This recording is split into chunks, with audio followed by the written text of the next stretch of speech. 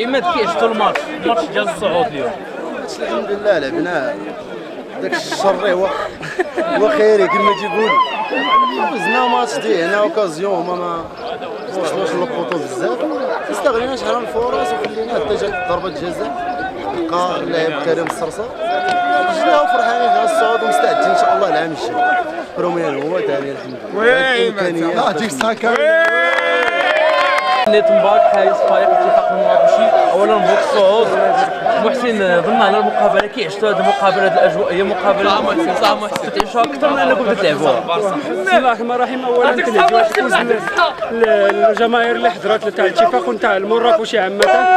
كنشكر اللاعبين المجيدات اللي داروا في هذه المقابله اللي كانت صعبه بزاف كاع ماشي شي شويه. الحمد لله من الله ابتسام جا البيت اخر الدقائق اللي خلانا ان شاء الله نعزوا حدودنا واحد 90% ولا 99% في الصعود ان شاء الله القسم الاول هو. وشكرا لكم انتم مراكش الرياضيه على المتابعه الدائمه للفريق الاتفاق المراكشي وبالتوفيق. الله يبارك فيك.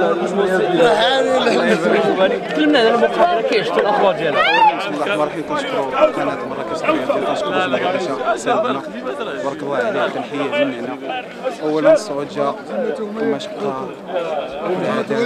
نفسنا كنا في الماتش كان تيرا وكان عندنا الضغط شويه والناس تا هما تابعينا في الاخر خرج العطاويه. صح ميسان السيد هو اللي كان هذا الفوز هذا كله تنعجيه الجمهور بالتحيه خاصه نادي جوهر. صح ميسان نتمنوا من الله طلعت الاتفاق نطلعوا حتى جوهرات الشروق ان شاء الله. صح ميسان.